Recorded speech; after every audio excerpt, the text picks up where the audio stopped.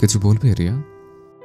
বলছিলাম আমাদের বাসায় ফিরতে কত দেরি হবে, কারণ মা আবার চিন্তা করবে। মাকে বলে আসা তো হলো না, আর রাজন ভাইয়া যদি জানতে পারে আমি কলেজ শেষ করে এত দূরে কোথাও যাচ্ছি, আমাকে মেরেই ফেলবে।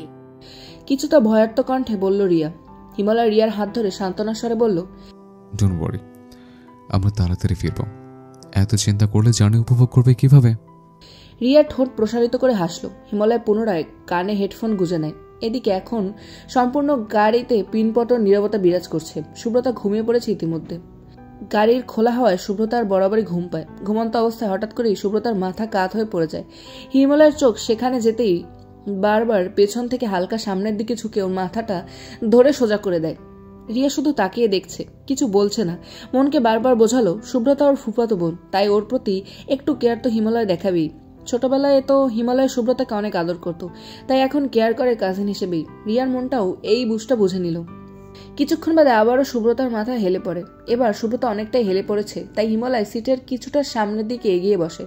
ওর এক হাত দিয়ে রাখে সামনের সিটে সুব্রতার মাথার নিচে। সুব্রতার মাথাটা এখন পরম যত্নে শুয়ে আছে হিমালয়ের হাতের উপর।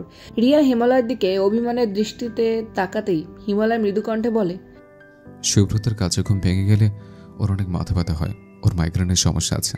রিয়া শুধুমাত্র শান্ত দৃষ্টিতে তাকিয়ে থাকলো। দেখে বোঝা গেল না আসলে রিয়ার মনে এখন কি বিরাজ করছে।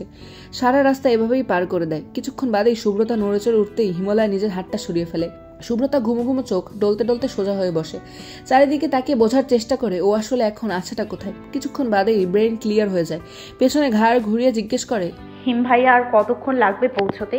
হিমালয় মৃদু কণ্ঠে জবাব দেয়, এই তো সামনেই গাড়ি নামবে। সুব্রতা একবার রিয়ার দিকে তাকিয়ে আবার চোখ ফিরে সামনে তাকায়। মনে মনে ভাবতে থাকে, রিয়ার ঠোঁটের লিপস্টিক আর চুল টুল তো সব ঠিকঠাকই আছে।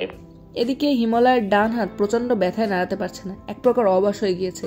বারবার হাত ঝাড়া দিচ্ছিল। বিষয়টা রিয়ার বোধগম্য হতেই হাত ধরে নিজের কোলের উপর রাখে, তারপর আলতো করে মাসাজ করে দিতে থাকে। গাড়ি এসে থামে বিশাল এক রেস্তোরাঁর সামনে। ওরা তিনজনই নেমে পড়ে গাড়ি থেকে। ড্রাইভার গাড়ি পার্কিং করতে চলে যায়। সুব্রতা আর রিয়া হাঁ করে তাকিয়ে আছে। ওরা কখনোই এত দূরে আর এত প্রাকৃতিক সৌন্দর্যে ঘেরা কোনো রেস্তোরাঁয় আসেনি এর আগে। রেস্তোরাঁয় প্রবেশের পথে রয়েছে অনেক সুন্দর কাঠের তৈরি একটা ছোট্ট ব্রিজের মতো, সেখান দিয়ে হেঁটে ভেতরে প্রবেশ করতে হয়। ওরা ভেতরে প্রবেশ করতেই দেখলো রেস্তোরাঁর ভেতরে অনেক সুন্দর করে সাজানো গাছগাছালি দিয়ে ভরা, আর বাহারি রকমের ফুলের বাগান। আর বাগানের জায়গায় জায়গায় কাঠের টেবিল আর চেয়ার, কয়েকটা জায়গায় সুন্দর কাঠের দোলনাও রাখা হয়েছে। সুব্রতা এক প্রকার দৌড়ে একটা দোলনায় বসে পড়ে। রেস্তোরাঁর এক পাশে একটা ছোট্ট পুকুর রয়েছে, যেটা আসলে লেক নামে পরিচিত। সুব্রতা আপন মনে দোল খাচ্ছে আর আবেগে আপ্লুত হতে কিছুটা জোরে জোরে বলল, হিম ভাইয়া, রিয়া তোমরাও আসো এখানে। রিয়ার খুব ইচ্ছে করছে সুব্রতার পাশে বসে দোল খেতে। একসময় বেস্ট ফ্রেন্ড ছিল বলে কথা। মনটা খুব করে চাইছে সুব্রতার আনন্দের সাথে জড়িয়ে পড়তে। ক্ষণেই মনে পড়ে যায় হিমালয়ের কথা। সুব্রতার জন্য রিয়া এখন হিমালয়ের হতে পারছে না। কত অপেক্ষা করবে? লন্ডনে যাওয়ার পূর্বেই যদি হিমালয়ের সুব্রতার প্রতি কোনো অনুভূতি জেগে বসে তখন কি হবে? এসব ভাবতেই মনের কোণে এক প্রকার ক্ষোভ প্রকাশ হয় রিয়ার। তাই রিয়া হিমালয়কে হাতের ইশারায় সামনে থাকা একটা টেবিলে বসতে ইঙ্গিত করে। হিমালয় আর রিয়া সামনের একটা টেবিলে বসে পড়ে। সুব্রতার কথার কোনো পাত্তা না দেয়াতে কিছুটা মন খারাপ হয়, আবার নিজেকে ধাতস্থ করে নেয় আর ভাবে ওরা তো কাপল, ওরা এসেছে ওদের মতো মজা করতে। আবার এটা ভাবলো, ওরা যদি নিজেরাই সময় কাটাতে আসে তাহলে তাকে কেন আনলো? তাকে বাড়ি রেখে আসতে পারতো। সুব্রতার এসব ভাবনা ছেদ ঘটে। হিমালয়ের ডাকে, সুব্রতা এখানে আয়। সুব্রতা দোলনা ছেড়ে উঠে পড়ে। তারপর হেঁটে হেঁটে ওদের সামনে এসে একটা চেয়ার টেনে বসে পড়ে। হিমালয়, রিয়ার সুব্রতা দুজনের দিকেই দুটো মেনু কার্ড এগিয়ে দেয় খাবার অর্ডার করার জন্য। রিয়া কিছুটা ভাব দেখিয়ে বলল, আপনি যা অর্ডার করবেন আমি তাই খাবো, নিন আপনি আপনার মন মতো অর্ডার করুন। বলেই হিমালয়ের দিকে মেনু কার্ডটা এগিয়ে দিল। সুব্রতা একবার রিয়ার দিকে তাকালো আর একবার হিমালয়ের দিকে। হিমালয় মুচকি এসে কার্ড হাতে নিয়ে ওয়েটারকে ডাক দেয়। ওয়েটার আসতেই হিমালয় দুটো বার্গার, দুটো সি ফুড থাই স্যুপ আর দুটো কোল্ড কফি আনতে বলে। তারপর সুব্রতার দিকে তাকিয়ে বলে, তুই কি খাবি? অর্ডার কর নিজের মন মতো। সুব্রতা ওয়েটারের দিকে তাকিয়ে বলে, একটা chicken sausage burger, chicken fry, একটা থাই স্যুপ, একটা কোল্ড ড্রিঙ্কস। অর্ডার শেষ হতেই ওয়েটার সেখান থেকে প্রস্থান করে। ততক্ষণে ওরা যার যার মতো আড্ডা দেয়। সুব্রতাকে ওরা বসিয়ে রেখে দুজনে একটু রেস্টুরেন্ট ঘুরে দেখার সুবাদে হাঁটতে থাকে। ওরা চলে যাওয়ার পর সুব্রতার অনেকটা বোরিং লাগছিল, তাই লেকের পাড়ে যেয়ে বসে। রেস্টুরেন্টটা বিশাল বড়। লেকের অপর প্রান্তে রিয়া আর হিমালয়কে দেখা যাচ্ছে, কিছুটা স্পষ্ট দেখা যাচ্ছে ওরা দুজনে বসে বসে কি নিয়ে কথা বলছিল। তবে শুভ্রতা বারবার খেয়াল করছে ওরা আসলে কোনো রোমান্টিক কিছু করছে কিনা। আবার নিজের মনের উপর রাগও হয়, ওরা তো কাপল, একে অপরকে ভালোবেসে করতেই পারে, অস্বাভাবিক কিছু না। আবার পরক্ষণে মনে হলো হিমভাইয়া তো তার স্বামী, নিজের স্বামীকে অন্য একটা মেয়ের সাথে বসে প্রেম করতে দেখাটা যে কি কষ্টের তা একমাত্র সেই বুঝবে যার সাথে এমন ঘটনা ঘটেছে। এসব আকাশ কুসুম ভাবনা চিন্তার মাঝেই শুভ্রতা খেয়াল করলো ওরা উঠে এদিকেই আসার জন্য হাঁটা ধরেছে। সাথে সাথেই শুভ্রতা উঠে দৌড়ে পুনরায় টেবিলে এসে বসে পড়ে। হিমালয় আর রিয়া দুজনে একসাথে হাত ধরে মৃদু হেসে এসে এদিকেই আসছে। শুভ্রতা মোবাইল চালাতে ব্যস্ত, কিন্তু আর চোখে কয়েকবার ওদেরকে পরখ করে নিল। ওরা দুজনে পুনরায় নিজেদের চেয়ারে বসে পড়ে। ওইটার খাবার নিয়ে হাজির হয় একে একে। শুভ্রতা বরাবরই ঘুমপ্রিয় আর ভোজন রসিক। বাড়ির খাবার ওর তেমন ভালো লাগে না, কিন্তু চাইনিজ খাবার ওর খুব পছন্দ। খাবার টেবিলে রাখতে না রাখতেই শুভ্রতা খাওয়া শুরু করলো। হিমালয় অবাক ভঙ্গিতে তাকিয়ে আছে শুভ্রতার খাওয়ার পানে। তবে রিয়া এসব আগে থেকে দেখেই অভ্যস্ত। শুভ্রতার প্রত্যেকটা কদম ওর জানা। রিয়া আস্তে ধীরে খাবার খাওয়া শুরু করে। হিমালয় শুভ্রতার কাণ্ড দেখে হতবাক হয়ে আছে, তাই হিমালয় সর্বপ্রথম কফির স্ট্রোতে চুমুক দেয়। একটু একটু চুমুক দিচ্ছে আর শুভ্রতার দিকে দৃষ্টি নিক্ষেপ করছে। শুভ্রতা যেন খাবার পেয়ে আকাশ পাতাল ভুলে গেছে, কোনো কিছু ভ্রুক্ষেপ না করে নিজের মতো আনন্দ করে খাওয়াতে ব্যস্ত। রিয়া হিমালয়ের দিকে তাকাতেই বুঝতে পারে ওর মনে আসলে কোন ভাবনা চলছে। তাই আস্তে করে হিমালয়ের হাতের উপর হালকা করে নিজের হাত রাখতেই হিমালয় কিছুটা হকচকিয়ে তাকায় রিয়ার দিকে। রিয়া মৃদু কণ্ঠে বলে, ও সব সময় এমন, ওর স্বভাব বাচ্চা সুলভ হয়ে যায় খাবারের সময়। রেস্টুরেন্টে আসলে সবাই যেমন ছবি তোলা নিয়ে ব্যস্ত থাকে, আর ও থাকে খাবার নিয়ে। হিমালয় জবাব দেয়, আসলে আমি হোস্টেলে থেকেছি, ছুটিতে বাড়ি আসতাম, কিন্তু বাড়ির সবার সাথে একসাথে কখনো রেস্টুরেন্টে আসা হয়নি তাই। আর শুভ্রতে বাড়িতে খাবারের জন্য অনেক বকাঝকা খায়, আর এদিকে রেস্টুরেন্টে পুরো উল্টো কাহিনী, তাই একটু অবাক হয়েছিলাম। আমি বুঝতে পেরেছি। এবার শুভ্রতার চোখ যায় হিমালয়ের দিকে। শুভ্রতা প্রায় ভুলে গিয়েছিল সামনে হিমালয়। ও তো অতীতে ফিরে গিয়েছিল, যখন বন্ধুরা সবাই মিলে একসাথে কলেজের পাশের রেস্টুরেন্টে যেত। খাওয়া রেখে ব্যাবলার মতো তাকিয়ে আছে শুভ্রতা। কান্না পাচ্ছে খুব, মনে হচ্ছে এই মুহূর্তে আকাশের মেঘ ভেঙে নামবে মুষলধারে বৃষ্টি। হিমালয়ের সামনে এভাবে শুভ্রতা খাবার খেলো, ছি কি লজ্জা। এই জন্য হিমালয় ওকে পছন্দ না করে রিয়াকে পছন্দ করে। মনে মনে নিজেকে আরো কিছুক্ষণ তিরস্কার করলো।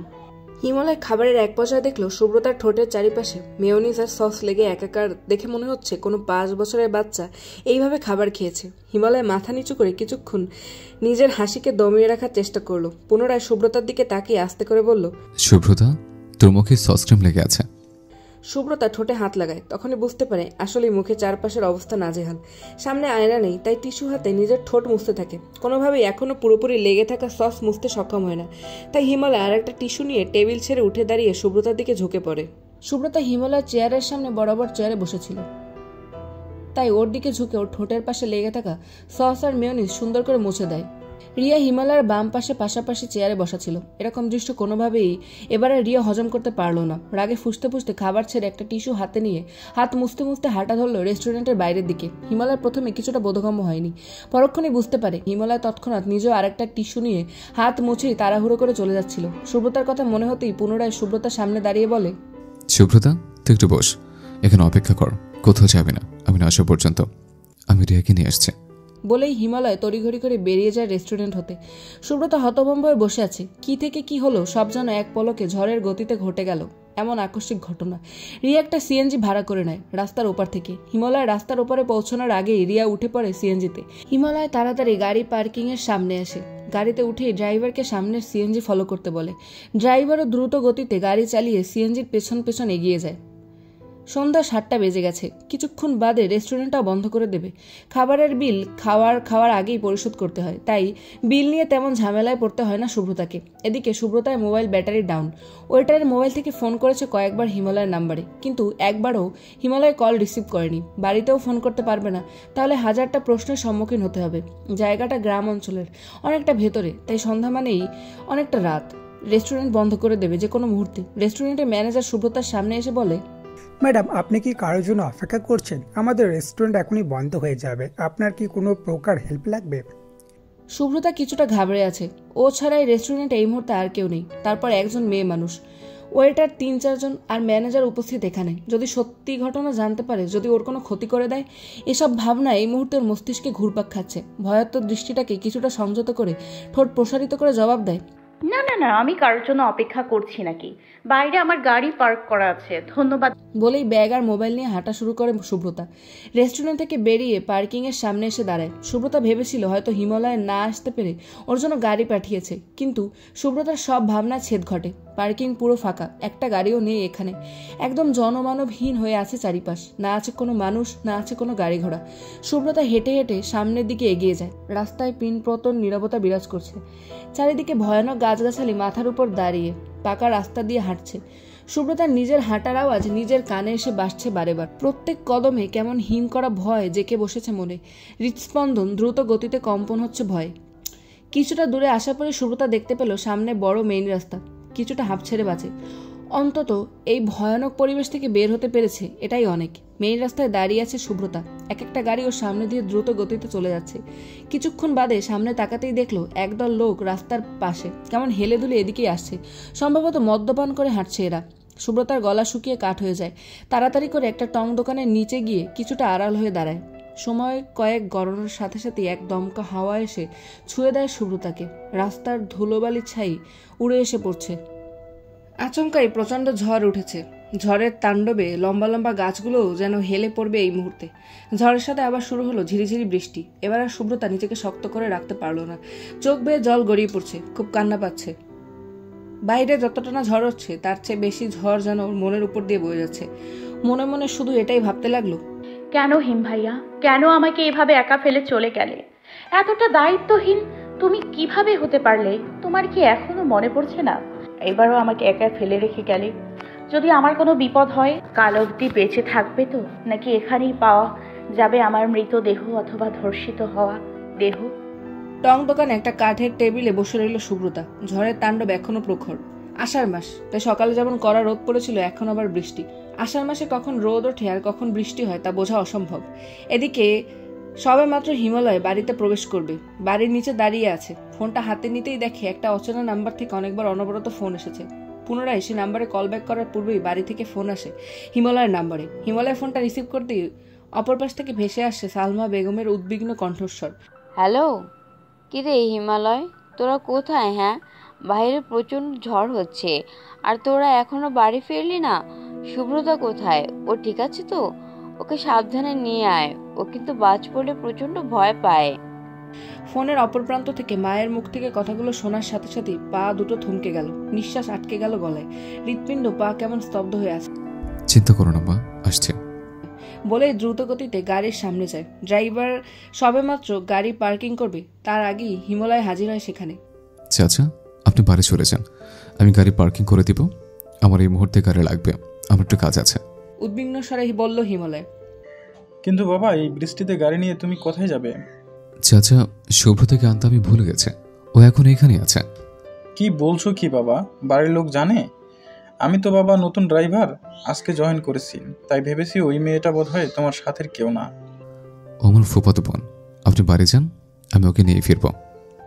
বলেই আর এক মুহূর্ত দেরি না করে হিমালয় গাড়িতে বসে গাড়ি স্টার্ট দেয়। গাড়ি ড্রাইভ করার সময় কানে ব্লুটুথ লাগিয়ে সেই অচেনা নাম্বারটাতে ফোন দেয় কয়েকবার।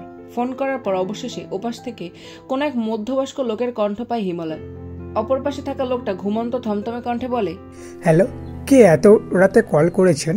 হিমালয় বিচলিত কণ্ঠে জবাব দেয়, শুনুন, আপনি সন্ধ্যায় 7টার সময় আমাকে অনেকবার ফোন করেছিলেন, আমি কলটা ধরতে পারিনি।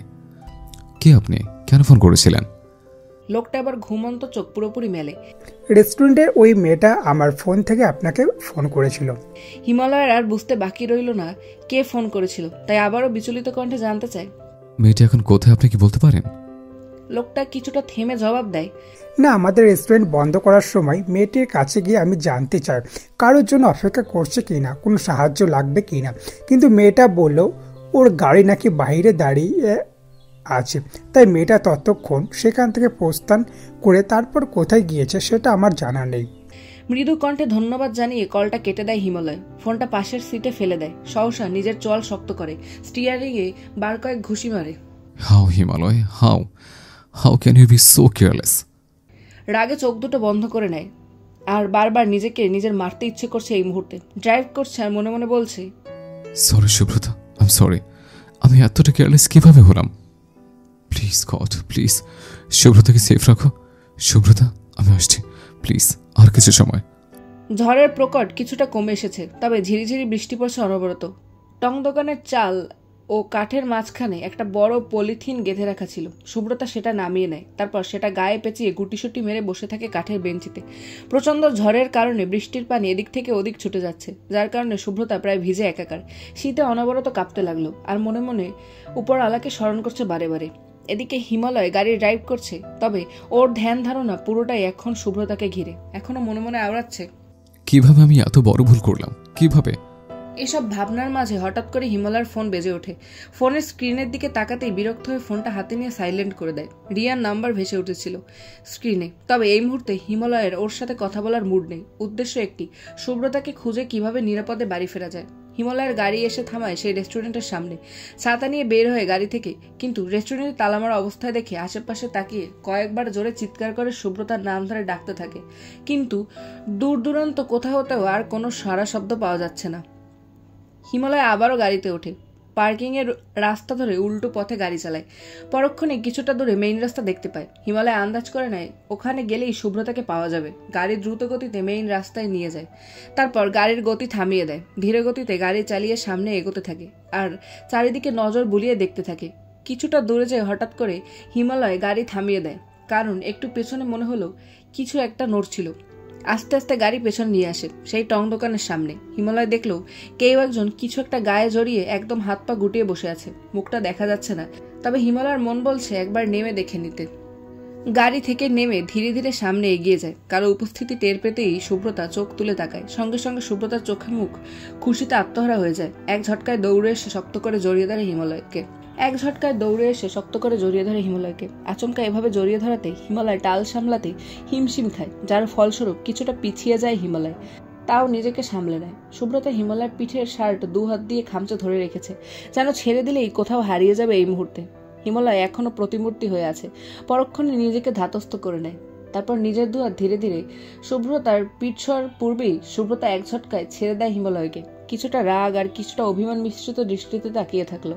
হিমালয়ের দৃষ্টি কেমন শান্ত হয়ে আছে। শুভ্রতার আজকের চাহনিতে কিছু একটা আছে যা হিমালয়ের বক্ষদেশে আগুনের উত্তাপ ছড়িয়ে দিয়েছে।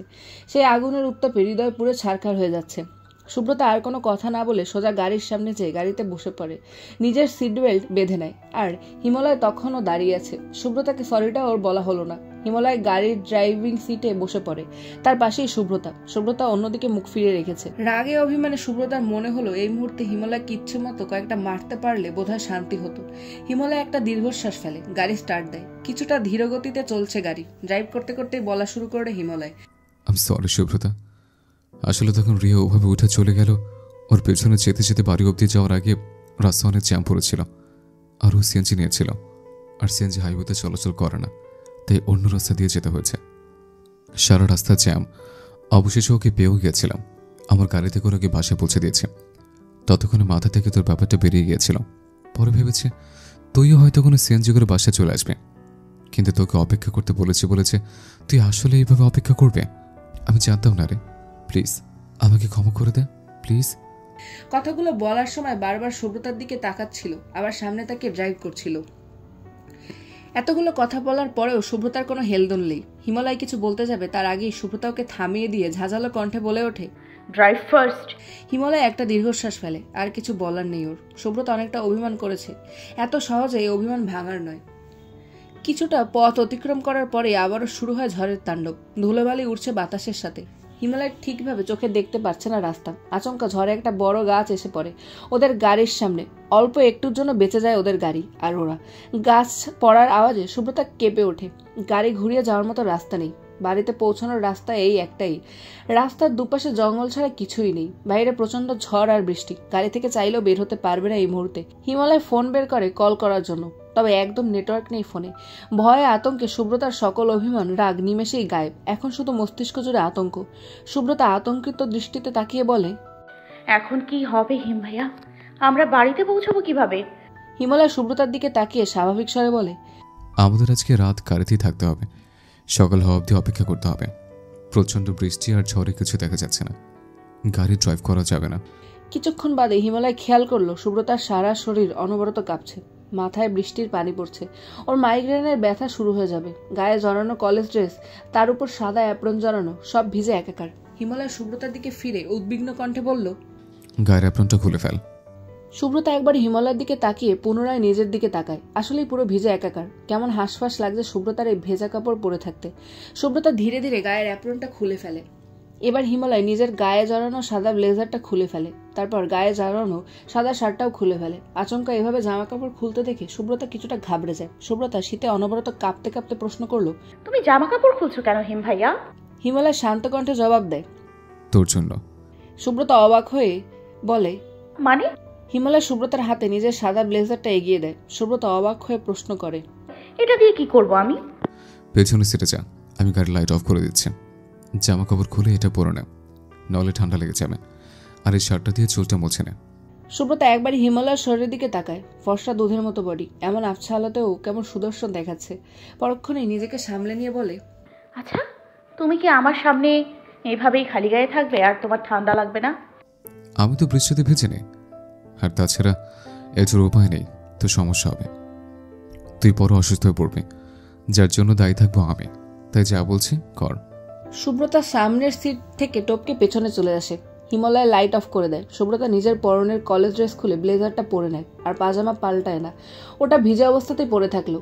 তারপর আবার সিট টপকে সামনে চলে আসে।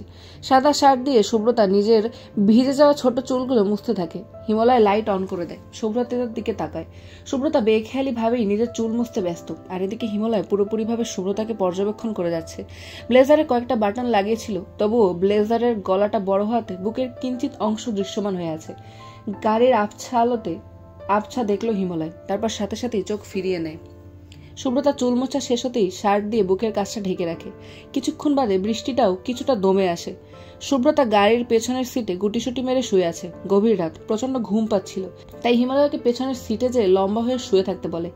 সুব্রতা সামনের সিট টপকে পেছনে চলে আসে, তারপর গুটিসুটি মেরে শুয়ে থাকে। কখন ঘুমিয়ে পড়েছে খেয়াল নেই। সুব্রতার ঘুমের মাঝে অনেক বেশি গড়াগড়ি দেওয়ার স্বভাব, তাই স্বভাবতই আজকেও ঘুমের মাঝে নিজের বিছানা ভেবে অন্য কাত হতে যায়। আচমকা চোখ খুলে ফেলে, আর একটু হলেই পড়ে যাচ্ছিল। ঘুমো ঘুমো চোখে উঠে বসে। সামনের দিকে উকি দিতেই দেখে হিমালয় ড্রাইভিং সিটের সিটটা কিছুটা নামিয়ে শুয়ে আছে। কয়েকবার মৃদু কণ্ঠে ডাকে, কিন্তু হিমালয়ের কোনো সারা শব্দ পাওয়া যাচ্ছে না। সুব্রতা বুঝতে পেরে চুপচাপ বসে থাকে, কেননা হিমালয় অনেকক্ষণ আগেই ঘুমিয়ে পড়েছে। সুব্রতা গাড়ির জানালা দিয়ে চারিপাশে তাকায়। বৃষ্টি কমে গেছে একদম, ঝড়টাও থেমে গেছে। আচমকা সুব্রতার ভয় হতে শুরু করে। চারপাশ একদম খাকা করছে। জনমানবহীন রাস্তা, তার দুই পাশে ঘন জঙ্গল। কি নির্জন পরিবেশ, থমথমে অবস্থা। দূর থেকে ভেসে আসছে কিছু অদ্ভুত অদ্ভুত জীবজন্তুর আওয়াজ, যেটা দুপাশের জঙ্গল থেকেই ভেসে আসছে। গা হিম করা ভয়ানক কুকুরের আওয়াজ, তার সাথে কিছু পাখির কিচিরমিচিরও। হঠাৎ করে খেক শেয়ালের আওয়াজটাও কিছুটা ভারী শোনালো। মনে হলো অনেক কাছ থেকে শোনা যাচ্ছে। মনে হচ্ছে কোনো শেয়াল কুকুর এদিকেই তেড়ে আসছে। এবার সুব্রতা আর বসে থাকতে পারলো না। প্রচন্ড ভয়ে জেকে বসে মনে। ভয়ে হাত পা কাঁপতে থাকে। ইতিমধ্যে তাড়াতাড়ি পেছনের সিট টপকে পুনরায় হিমালয়ের পাশের সিটে বসে পড়ে। তারপর হিমালয়ের কাঁধে হাত রেখে আস্তে আস্তে ঝাঁকি দিয়ে ডাকতে থাকে। হিমালয় এখনো কোনো প্রকার সারা শব্দ দেয় না। এবার এক প্রকার জোরেই ঝাঁকি মেরে ডাক দেয়। হিমালয় হকচকি এক লাফে উঠে পড়ে। চোখে মুখে বিরক্ত ভাব নিয়ে হালকা করে চোখ খুলতে থাকে হিমালয়। কিছুটা বিরক্তময় কণ্ঠে বলে ওঠে, কি হলো সুব্রতা, এইভাবে ঘুমটা কেন ভেঙে দিলে? বলেই হিমালয় আচ্ছা থেকে উঠে বসে। সুব্রতা ভয়ার্ত দৃষ্টিতে তাকালো, তারপর একবার জঙ্গলের দিকে তাকিয়ে পুনরায় বলল, হিম ভাইয়া, মনে হচ্ছে আশেপাশে কোথাও কোনো বড় ধরনের জীবজন্তু আছে। একটু আগে আমি ভয়ানক আওয়াজ শুনতে পেয়েছি, মনে হচ্ছে এই দিকে আসবে। আমার খুব ভয় করছে। বলে পুনরায় হিমালয় ঘুমানোর প্রস্তুতি নিতে থাকে। এইদিকে হিমালয়ের কথা মতো সুব্রতাও কিছুটা আস্থা পায়, তাই আর ৭-৫ না ভেবে নিজেও ঘুমানোর তাগিদে চোখজোড়া বন্ধ করে নেয়। কিছু পল গড়ানোর সাথে সাথেই সুব্রতার কানে ভেসে আসে শেয়ালের ভয়ানক হুঙ্কার। শরীরের লোম দাঁড়িয়ে যায় সুব্রতার। এক ঝটকা চোখের পাতা দুটো খুলে নেয়। হৃদস্পন্দন দ্রুত গতিতে কম্পিত হয়। রাস্তার দিকে তাকাতেই দেখলো ৪-৫টা শিয়াল একসাথে জোট বেঁধে এদিকেই তেড়ে আসছে। সুব্রতা পুনরায় হিমালয়কে ডাকার পূর্বেই শিয়াল ৫টা গাড়ির সামনে এসে জোরে জোরে গাড়ি ধাক্কা দিতে থাকে অনবরত, আর গলা ছেড়ে ডাকতে থাকে। প্রচন্ড জোরে গাড়ি নড়েচড়ে ওঠার কারণে হিমালয় আচমকা চোখ মেলে উঠে বসার পূর্বেই ঝড়ের গতিতে সুব্রতা এক লাফে বসে পড়ে হিমালয়ের কোলের উপর। ধপাস করে বসার কারণে হিমালয় কিছুটা হতভম্ব হয়ে যায়। কি হলো কিছুই বোধগম্য হলো না। সুব্রতা হিমালয়ের দুপায়ের উপর কোলে বসে পড়ে হিমালয়ের গলা জড়িয়ে হিমালয়ের কাঁধে নিজের মুখ গুজে নেয়। ভয়ে চোখ মুখ খিচে বন্ধ করে রাখে। এদিকে দুটো শিয়াল গাড়ির সামনের দিকে দাঁড়িয়ে আর দুটো বাম পাশে এখনো ধাক্কা দিচ্ছে, আর একটা ডান। মনে হচ্ছে এই মুহূর্তে গাড়ির জানলার কাঁচ ভেঙে শিয়ালগুলো গাড়ির ভেতর হামলা করে বসবে। হিমালয় নিজেকে ধাতস্থ করে বিষয়টা খেয়াল করতে নিজেও কিছুটা ভয় পায়, কেননা শিয়ালগুলো মনে হচ্ছে এই মুহূর্তে ওদের দুজনকে পেলে খেয়ে ফেলবে। তেমন একটা হিংস্রতাই দেখা যাচ্ছে শিয়ালগুলোর চোখের মধ্যে। হঠাৎ করে হিমালয়ের মাথায় একটা বুদ্ধি চেপে বসে। চল শক্ত করে কিছুটা রাগান্বিত দৃষ্টিতে তাকায় সামনের দুটো শিয়ালের দিকে, আর সাথে সাথেই গাড়ির সামনের পেছনের হেডলাইট জ্বালিয়ে দেয় আর ইচ্ছে মতো হর্ন বাজাতে থাকে অনবরত। শিয়ালগুলো উল্টো ভয় পেয়ে দৌড়ে পালিয়ে যায় জঙ্গলের ভেতর। পুনরায় সারা রাস্তা এখন পিনপদর নীরবতা। সবকিছু পুনরায় স্বাভাবিক। আচমকা শিয়ালের ডাকের শব্দ না পাওয়াতে সুব্রতা হিমালয়ের কাছ থেকে সরে গিয়ে সামান্য ডানে বামে সর্বদিকে পর্যবেক্ষণ করে দেখল কোথাও কোনো শিয়ালের চিহ্ন পর্যন্ত এখন আর বিরাজ করছে না। পরক্ষণেই কিছু একটা মনে হতেই সুব্রতার চোখ দুটো বড় বড় হয়ে যায়, মুহূর্তেই প্রতিমূর্তি হয়ে থাকে। স্নায়ু কার্যক্রম ক্ষমতা হারায়, মস্তিষ্ক ফাঁকা মনে হয়। তখন বোধগম্য হয় এই মুহূর্তে সুব্রতা হিমালয়ের কোলে গলা জড়িয়ে ধরে আছে। ধীরে ধীরে হিমালয়ের দিকে তাকায়, মনে মনে ভাবে এই মুহূর্তে নিশ্চিত প্রচন্ড রেগে আছে হিমভাইয়া। ধীরে ধীরে দৃষ্টি নিক্ষেপ করার সাথে সাথে সুব্রতার ভাবনায় ছেদ ঘটে। হিমালয় কেমন শান্ত দৃষ্টিতে তাকিয়ে আছে, দেখে বোঝা যাচ্ছে না আসলে মনে মনে কি ভাবছে এই মুহূর্তে। তবে সুব্রতারও আজ কেমন অন্য এক অনুভূতি সৃষ্টি হচ্ছে। ছোটবেলায় হিমালয় ওকে কতবার জড়িয়ে ধরেছিল, কিন্তু তখন তেমন কোনো অনুভূতি হয়নি। ভালো লাগতো হিমালয়কে। বড় হওয়ার সাথে সাথে ভালো লাগাটা ভালোবাসায় পরিণত হয়। তবে আজকে যেটা অনুভব হচ্ছে সেটা আসলে কি? এর আগে কোনোদিন এতটা কাছে আসা হয়নি, এমনভাবে স্পর্শ করা হয়নি। এই অনুভূতির সাথে সুব্রতাই প্রথমবার পরিচিত। হিমালয়ের নিঃশ্বাসের ছোঁয়াও এখনো চোখে মুখে পড়ছে। হৃদস্পন্দন কেমন থেমে থেমে চলছে, একেবারে যেন পুরোপুরি নিঃশ্বাস আটকে যাচ্ছে। আবার যেন দ্রুত গতিতে নিঃশ্বাস ছাড়তে লাগলো সুব্রতা। সুব্রতার শরীর কেমন অসর হয়ে আসছে, এক বিন্দু নড়ার শক্তি পর্যন্ত পাচ্ছে না। ইচ্ছে করছে ছুটে কোথাও চলে যেতে এই মুহূর্তে, কিন্তু সামান্য উঠে নিজের সিটে যেতেই অক্ষম এই মুহূর্তে। হিমালয় শান্ত দৃষ্টিতে তাকিয়ে এরপর নীরবতা ভেঙে নিজেই প্রথমে বলা শুরু করে, I am really very sorry Subrata. আমি কিভাবে এতটা দায়িত্বজ্ঞানহীন হলাম? আজকে যদি তোর কিছু একটা হয়ে যেত, আমার জন্য তোর কোনো ক্ষতি হয়ে যেত, আমি নিজেকে কোনোদিন ক্ষমা করতাম না। সারা জীবন অপরাধ বোধে ভুগতে হতো।